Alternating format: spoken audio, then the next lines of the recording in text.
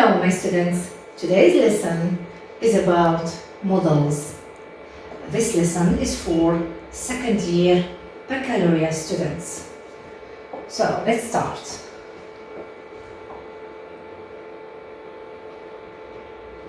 Modal verbs versus auxiliary verb.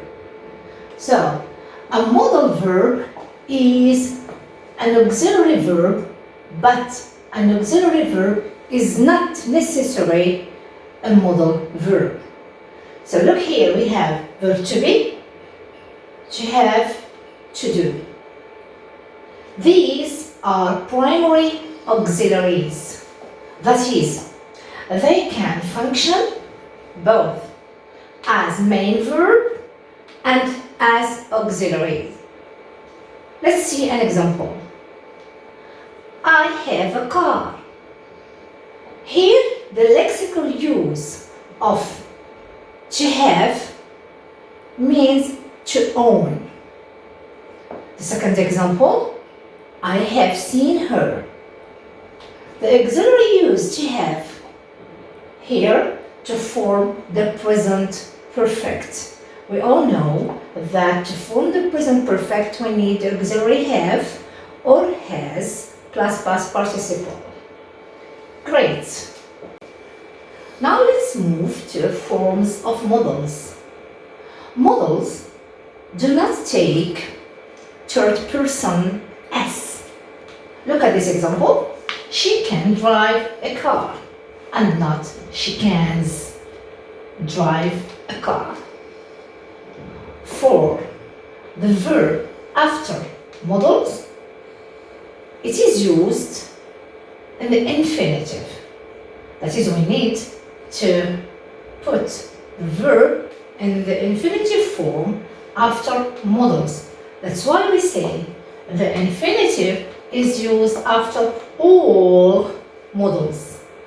Let's read this example. You must stay at home now. Because of coronavirus, you must stay at home. He could have forgotten to call me. We should recycle waste. So as you see, all these verbs take the form of infinitive because before them we have modals. Great. I hope that you understand this part.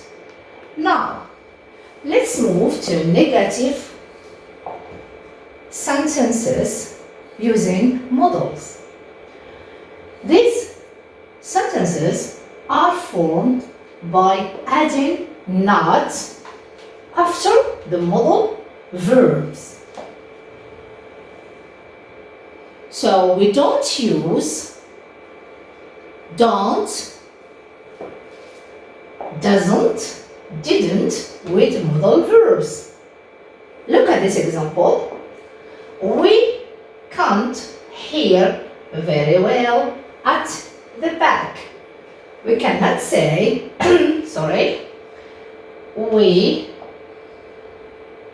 doesn't can, or we don't can, or we didn't can. No. We say, we can't hear very well at the back. That means we use the modal plus not and then the main verb. Is it clear? We move to know why do we use modals. We use them to express ability or degrees of possibility or advisability or necessity. So here we will start by modals expressing ability. As you see, we have modals, okay, meaning examples. We start by can. Can, it expresses a lack of physical ability or skill. That means I can do something. That means I have the ability to do it. I have the physical ability or I have skill. For example, I say I can drive or I can speak English. So speak English is a skill. I can drive. Okay, this is a skill. Fine. I have something here near me, a bag. I said I can lift this bag, means physical ability. So let us read again. I can drive a car. I can't speak Spanish. So this meaning is to express ability, physical ability or skill. Let's move to could. Could it express a lack of past ability? So here present ability and here past ability or skill. Let's look at this example. In the past, we couldn't communicate through emails. So this is true. In the past, I couldn't write an email because it did not exist at that time. So I use could. This is an ability that I want to express, but it was in the past. This happened in the past. I say in the past we could not or we couldn't communicate through emails. Let's move now to could have plus past participle. It refers to a past situation in which the ability for something to happen existed, but it did not happen. Look, this example. The USS football team could have won. So, however, they didn't. So, when I use could have plus past participle, that means a situation that happened in the past. Okay? And we say that it did not happen. That means USS football team played a match. And I say they could have won. Means they didn't won. There's something that existed in the past, but it didn't happen. Great. Models expressing degrees of possibility. So look here, we have cannot, may not, might not, should, must. So when we talk about models, we have this meaning of unlikely to happen. So to express impossibility or near impossibility, use cannot. To express low possibility, use may, may not, might not, or could not. To express moderate possibility, use should, shouldn't. To express high probability, we use must. To express certainty, or human intentions, use will or will not. In the past context, we use would or wouldn't. So for the present context, we use will not. But for the past, we use would or would not. I hope that you understand this meaning of models expressing degrees of possibility. Let's move now to models expressing degrees of possibility. Look, when I said she is very smart and has been studying hard, so she will pass the test. So here, when I say she is very smart and has been studying hard, so she will pass the test. So here I have the possibility that she pass the test. She is very smart and has been studying hard. She should pass the test. Again, she has the possibility to pass the test when I use should. But look at the third example. She is very intelligent and has been studying hard, so she cannot pass the test. I cannot say this. This is false. Fine? Because she is very intelligent, She has been studying hard, so I cannot use can't. Fine? So the correct one is will or should. Fine? Great. So now we move to models expressing advisability. Look at this example. You should visit a dentist. You should not eat sweets. So I use should plus infinitive. This is a form. So I use it to express whether something is a good idea or not. Use should or should not to express an advice. That means when I want to advise you here, I say you should visit a dentist. And here another advice, you should not eat sweets. Great? To express again an advisable action that did not occur in the past, you should have plus past participle. So look at this form here. It's not like the previous example with should. We have just seen. You should have given your boss the report yesterday when he asked for it. So all this happened in the past. Finished. But it did not happen really, because here I say you should have given your boss the report yesterday. So you did not do it. That's why I said you should have given, advise you. You should have given. This is an advice for something that it did not happen in the past.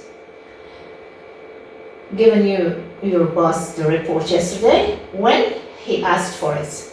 Look here. I should have studied more, but I was too tired. So again, the form should plus have plus past participle. Here we mean something that didn't happen, but I advise you. I say, this is like I regret. I say, I should have studied more, but I was too tired. So I did not study more in the past. But now I say, I should have studied more, but I was too tired. So to express necessity, we need specific models for this reason. So to express necessity, we use must or has to or have to. When I say I must do my homework, this is a necessity. When I say you have to wear a seat belt when you drive, this is a necessity. Must not expresses prohibition.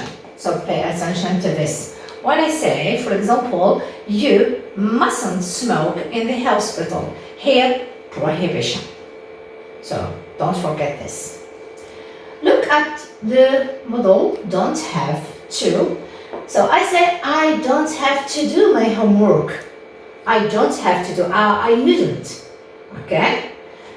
To express a past necessity, use had to, not must. Again, when I want to express a necessity in the past, we don't have a must in the past.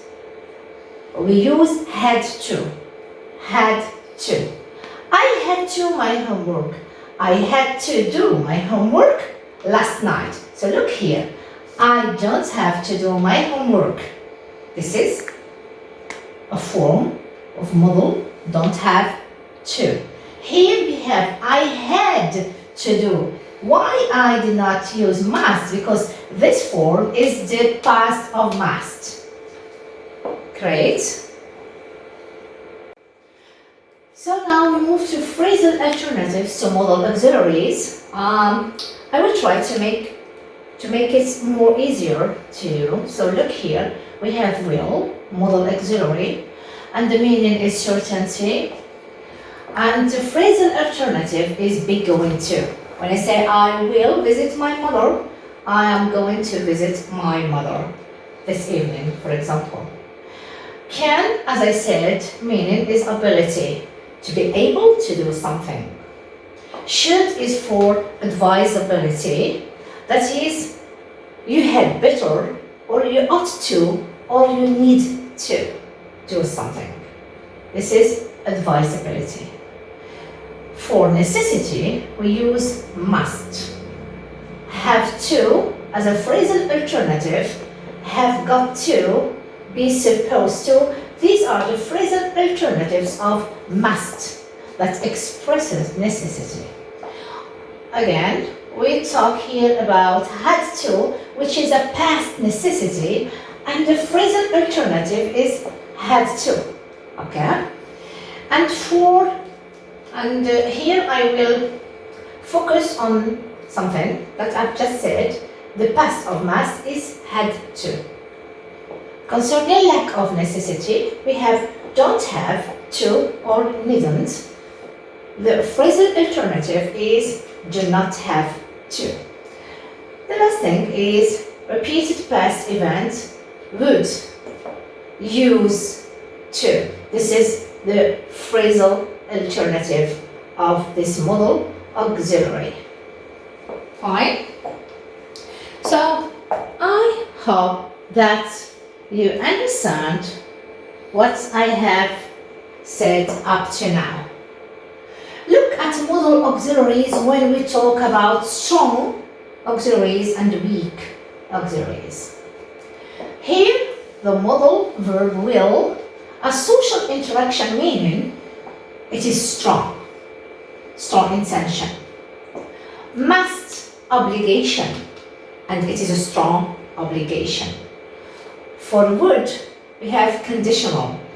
Like this example for you, I say, if I had wings, I would fly. So this is to express conditional, even if it is not possible. We say that it's impossible, and I want just to remind you of this would. Should, we use it, advisability. And this is very important, especially when you want to make conclusion in your writing. You use should to give advice. Fine? Like, for example, the government should do this and this. Say, associations should provide this and this. We need like this model to use in writing.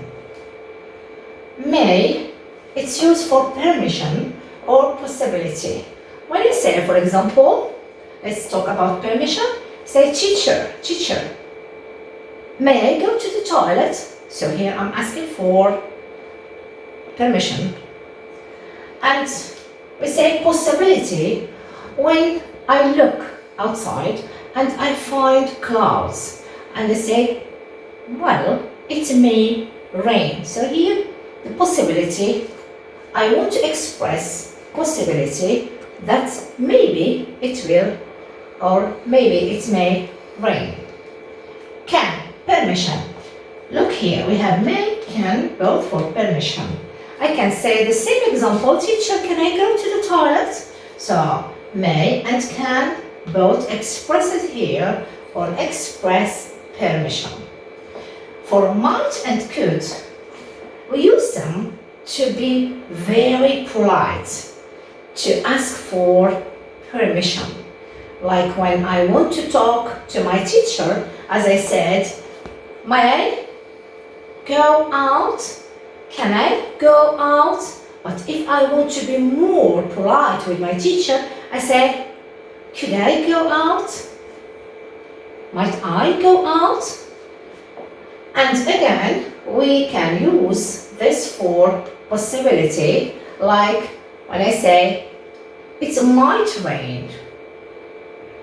It could rain. So here we have degrees of possibility. So we have the strong degrees and weak degree. Great. So let's practice.